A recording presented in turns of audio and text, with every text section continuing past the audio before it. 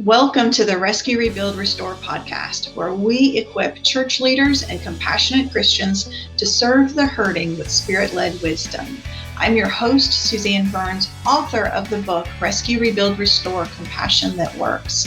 Together, we're going to explore how to rescue body and soul, rebuild spirit and will, and restore lives through the Holy Spirit's power. Because every person deserves to be seen, healed, and loved. Let's dive into today's episode and discover how to live out this calling. Hi, and welcome back to another episode of Rescue, Rebuild, Restore podcast, the podcast for people who care. I'm your host, Suzanne, and I'm sitting out on my front porch today because it is a beautiful morning in Southeast Tennessee, and I want to enjoy it as long as I possibly can, especially before the heat sets in. I am so glad that you're with us today. I wanted to talk about the idea of communication, and especially miscommunication, right? That's where things tend to fall apart. When my co-teacher and I, Lisa, when we travel and do trainings at other organizations, other ministries, one of the kind of icebreaker activities that she loves to do to start off virtually every training that we do is what we call the circle square. And it's very simple. You can do it really quickly right now. Grab a pen and paper, pause this video, grab a pen and paper, and then do it with me. Okay, you ready? Okay, so draw a circle, draw a square, write your name. What's your favorite color? What's the favorite number? Draw a smiley face, draw a flower, write your favorite word, your Bible verse, whatever. Draw a house, draw your favorite color, pencils down.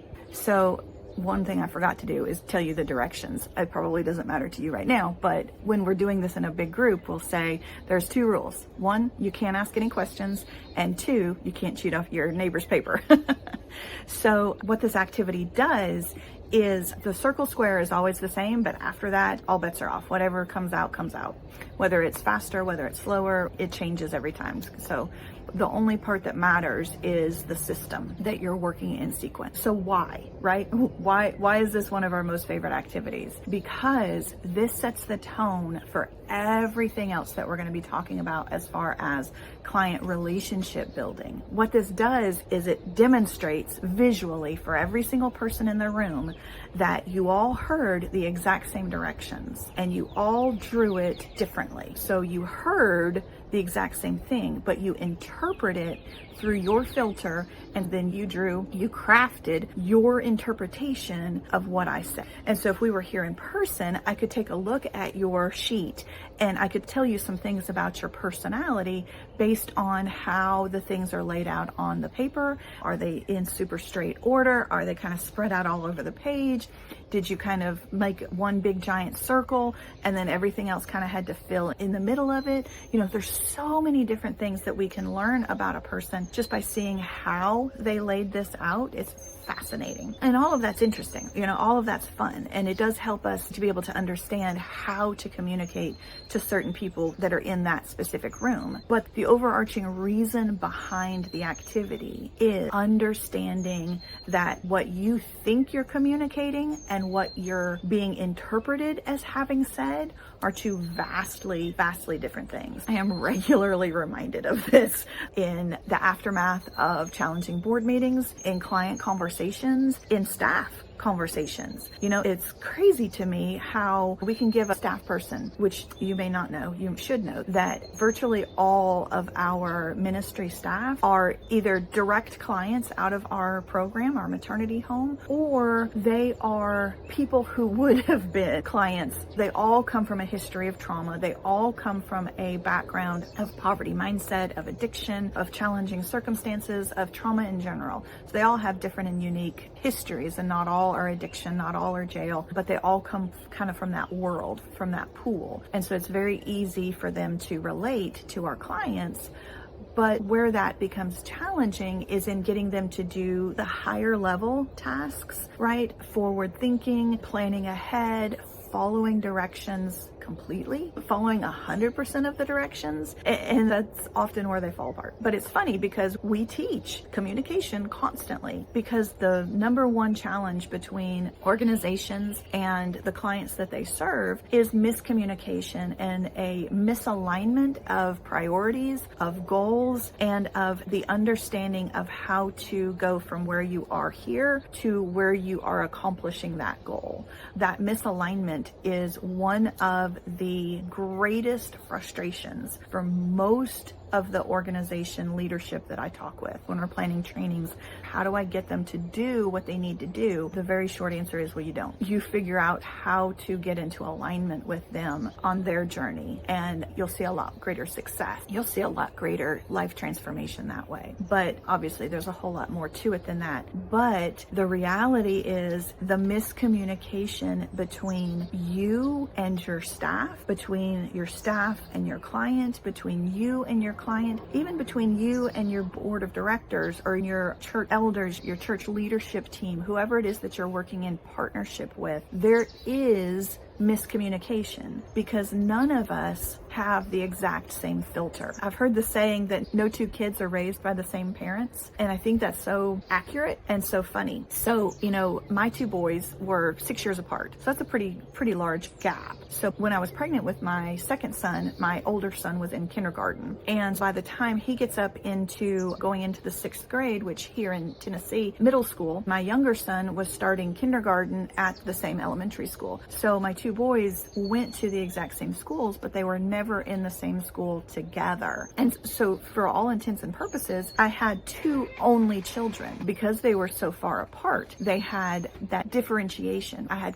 Caden for the first 6 years of his life all by himself. And then I had them together, and Ethan was very young and Caden is up and running around. And then by the time he's graduating high school, Ethan is moving into middle school. And then of course my older son, when he graduated high school, he went into the Marine Corps and got married and spent the next 4 years gone. And then he's never been back to live with us permanently. He and his wife do live here now, but they have their own house. They have 2 kids. And so he is so much farther along than my younger son, who did just get married. In fact, today's their 1-year anniversary. So happy anniversary, Ethan and Stevie. But for the second half of Ethan's school career, he was an only child because Caden was off in the Marines. It's so interesting that they have that mixture of being an only child versus being an older child versus being the baby. When you think about the breakdown of sibling relationships, it's so interesting. So neither one of them had the same parents, even though they were raised in the exact same house by the exact same people. Now, granted, my older son is a product of my first marriage. And so,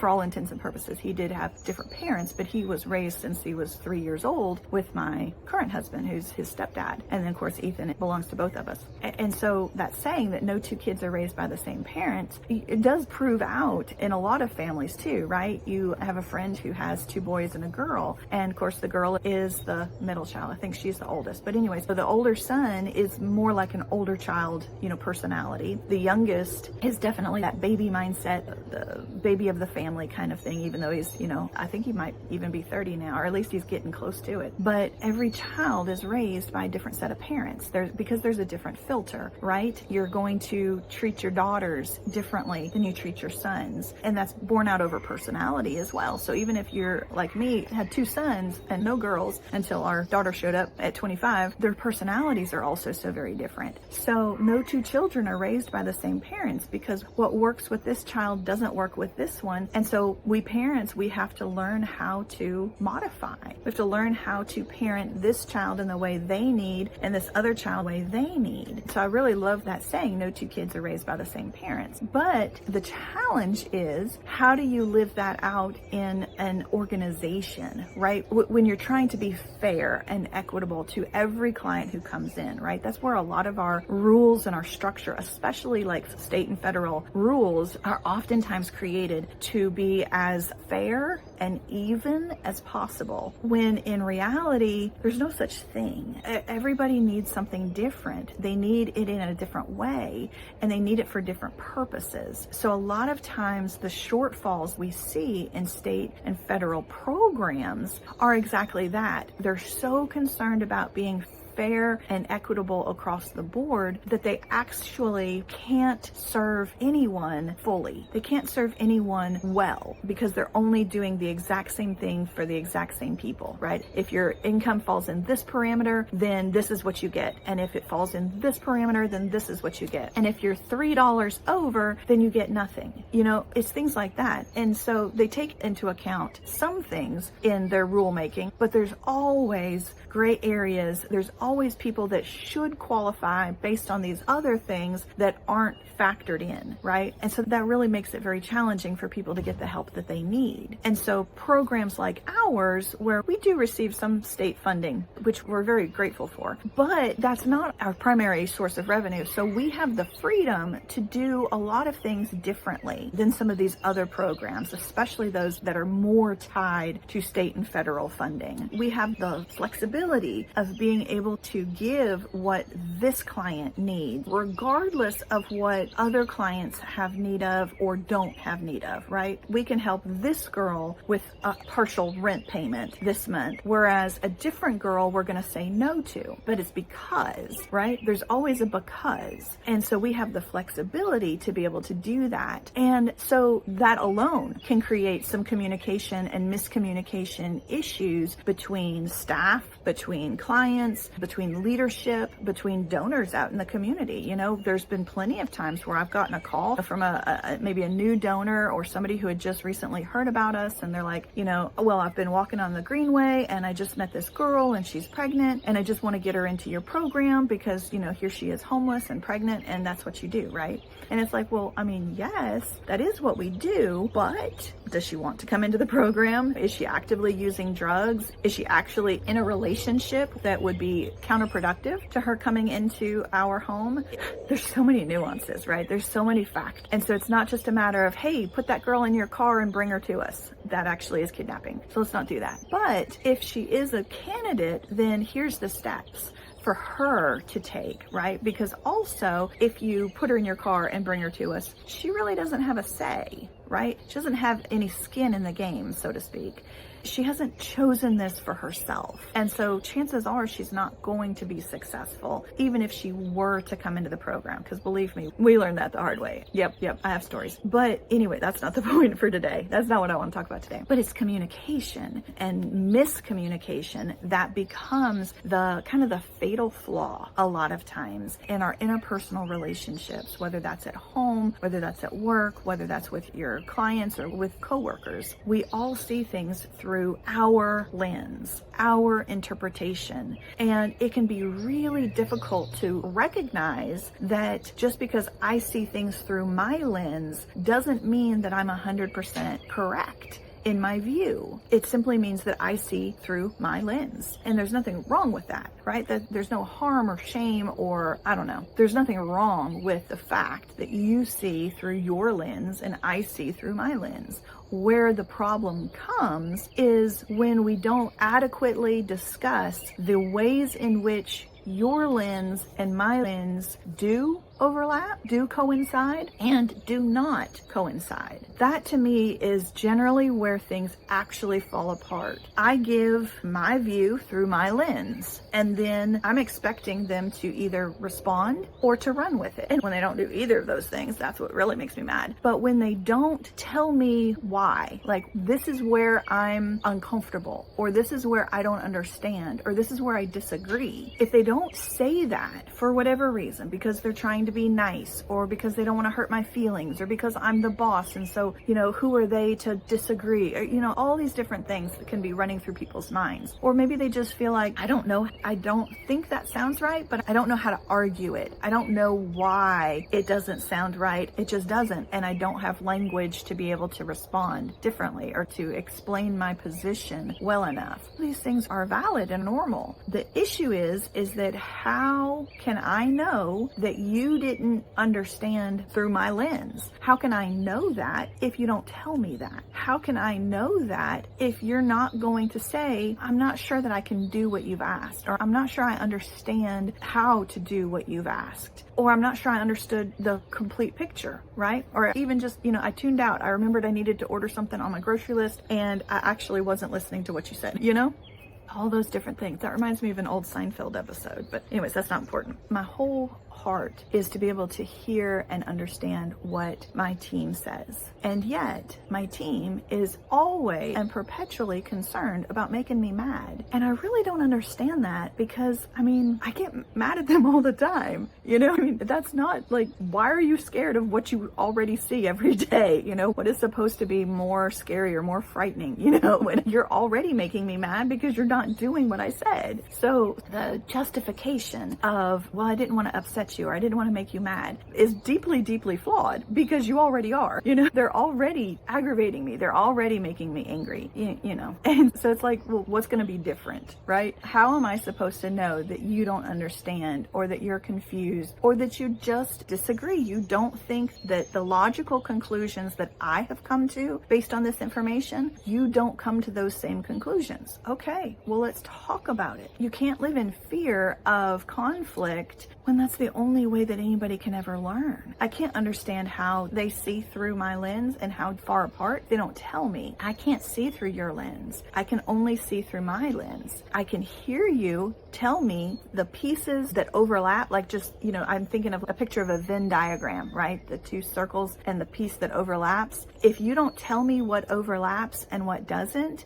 I cannot know. I can only know my perspective. So if I'm wrong, I want to be told that I'm wrong so that it can be corrected. And if you simply don't understand, or if you disagree, then I want to be able to discuss it so that you do understand how I came to these conclusions. So just to give you kind of an example of how this looks in a lived experience. A lot of times, because Lisa and I have been doing this for so long, when a call comes in from a new client, starts coming to go through the interview process and everything, whether or not they're going to come into our program, we can see pretty quickly whether or not this is actually going to work out, whether or not she's actually going to come in, what the ultimate exit is going to be for her, that she's going to eventually get mad and leave, or she's going to eventually be successful, but it's going to take, 2 years of living with us, or things like that. But it's because we've been seeing these clients for over a decade now, and the others haven't. By and large, so Lisa and I've been here since the beginning. Lisa's been here working for Foundation House for over a decade, and before that she worked for CASA, which is Court-Appointed Special Advocates. So both of us have been working with this population of young single parent for close to 20 years each. And all of our staff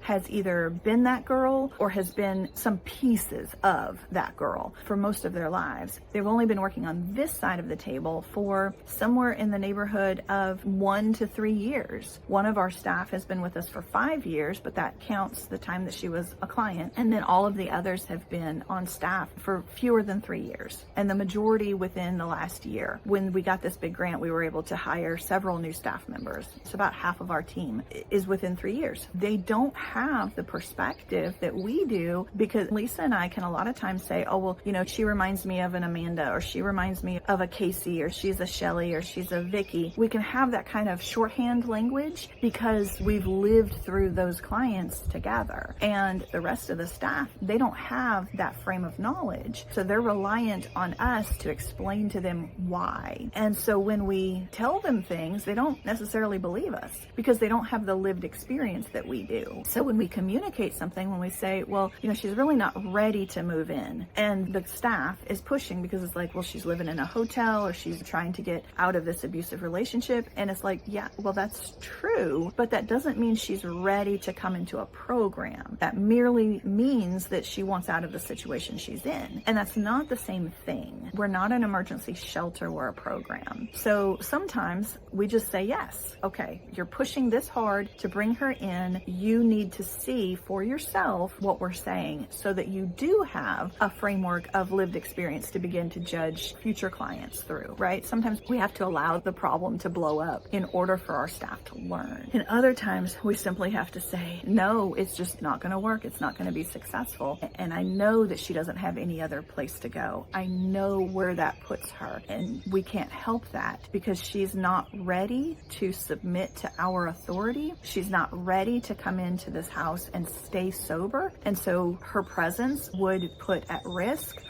all of our other moms their sobriety, but also the custody of their children and the ability for them to get custody restored or to maintain visitation. We can't do that.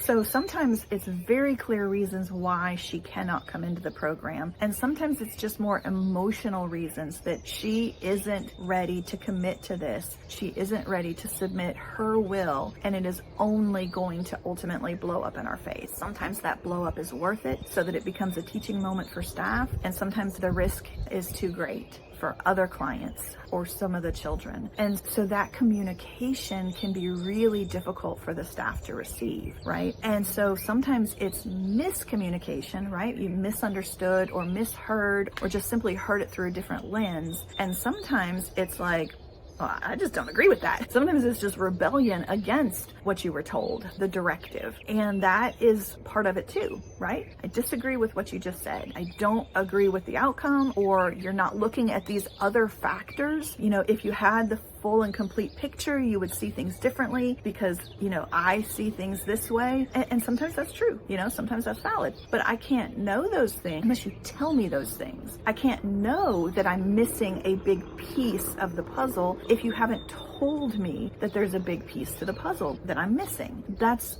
a lack of communication on their part to me. So sometimes it's my communication that gets misaligned with where they're at. And sometimes it's their communication to me that is what's misaligned. You know, if you don't fill out the intake form completely, then there may be red flags that I don't discover until our second interview. And all of a sudden I'm having to put the brakes on because this is a no-go. We were originally planning to schedule a day for her to move in. But as soon as I heard this statement, it became absolutely moot. There's no way she can move in. And there are absolutely some things that are on that list. And I'll go into those in a different video. I don't want to get sidetracked. But if the staff doesn't correctly and completely articulate the issues, then I can't know these pieces that are so pivotal to decision making, so clear and obvious on the back end. You know, as they say, hindsight is 20/20. It seems so clear and obvious on the back end that why didn't you ask this question? Once you heard this, you should have immediately asked this question. And so it seems so clear and obvious to us. But again, we've been doing it for so long that we can't help but immediately see those connections because that's what we've lived for the last decade plus in the various roles that we've served in, and in this ministry as well as in others. But our staff, they just don't have the luxury of all of that hindsight. So there's times when we have to come and say, here's the issue. We have to go back upstream to deal with the problem, and that can be painful because nobody likes correction. But nevertheless, this needs to be corrected, and maybe we need to be asking another question on the intake form or something like that. So, you know, there's so many different things that we could do to correct this for the future. So that's what we want to figure out. How can we heal this communication whole so that it doesn't happen again?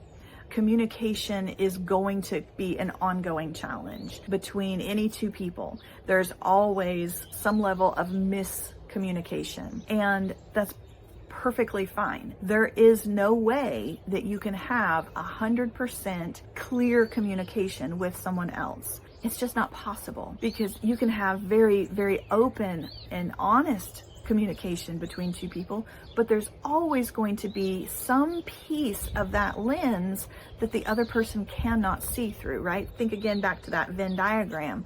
There's no two people on the face of the earth, even identical twins, where it's just two overlapping circles perfectly. There's always going to be some differentiation in lived experience or in thought or in, you know, just books they've read or sermons they've heard. There's always going to be some small piece that differentiates those two lenses, those two circles. And so trying to figure out how do we get 100% perfect communication is a waste of time. It is absolutely not ever going to happen. There's no way it can happen. And it doesn't need to. You just have to be willing to communicate. You have to be willing to continue to communicate. You have to be unafraid to hurt someone's feelings because you don't understand or because you don't agree. Now, you don't have to be mean. You don't have to be rude about how you present your information or how you respond. But nevertheless, you cannot be so nice that you don't ever say anything. Otherwise, you can't hold the other person accountable for what they don't know. Right? If you don't tell them something that is of importance, which your opinion is important, your viewpoint is important, but if you don't tell them that, then you can't hold it against them when they do something that you don't like, or they do something that you disagree with, because you didn't share your perspective. And so this is when the I told you so kind of comes along. People love to, when plans go awry, people love to say, well, I knew this was going to happen. Well, if you didn't say it, you don't get to say that. If you didn't tell me that, hey, there's a hole here, there's a flaw in this, have you considered this potential issue down the road? If you don't bring these things up, then you don't get to tell me that you saw it coming or you told me so. No, you did not. That is the truth. You didn't tell me, and that's why we're in this mess. Okay, I don't want to rant, but communication is one of the most crucial pieces in any relationship, and every client interaction is a relationship, and it's one that we want to foster. So in thinking through how you communicate, also be mindful about how the other person is communicating, and if they're not confident in responding to you with disagreement or questions or confusion, make a point of reaching out to them and asking specifically, did you understand what I said? Do you agree? Are there pieces that I'm missing? Are there things that I don't understand? Or, in the case of maybe you made a corrective decision and then someone else is confused and upset and hurt by it. How can we help this person to understand more fully? What factors should I have been aware of prior to my decision? What am I missing? That's really the question that we're trying to ask. What am I missing? What pieces do you still have that you haven't told me that I need in order to make a good judgment, a good decision? So as you pull these things out in an environment of calm listening, of genuine desire to hear their thoughts and opinions, you will be amazed at how much more robust your communication is, which leads to more robust and comprehensive service to the clients that you serve. When we really make sure that we are getting a clear communication pathway, then it's so much easier for us to be able to rely on that, for us to be able to trust in that, so that when a client comes in, a year from now and says, well, Suzanne said, you can know that, no, she did not. I know her. I know that would never have been how she answered that question or how she would have phrased it. I know that can't possibly be true. So you'll have the lived experience to know when the clients have misheard or misunderstood or are outright trying to manipulate. It could be a lot of different reasons. But that communication between staff, between team members, between close family members is going to make your life so much easier, so much better in the long run. But like everything, it takes a little effort on your part. Thanks for stopping in. I hope this was a really helpful episode, and I will see you next time. Thank you for joining me on the Rescue, Rebuild, Restore podcast. I pray this episode has equipped you to serve with greater clarity and compassion. If you're ready to go deeper, grab a copy of Rescue, Rebuild, Restore, Compassion That Works on either Amazon or at rescuerebuildrestore.com. And while you're there, you can also join our Rescue, Rebuild, Restore Compassion Collective.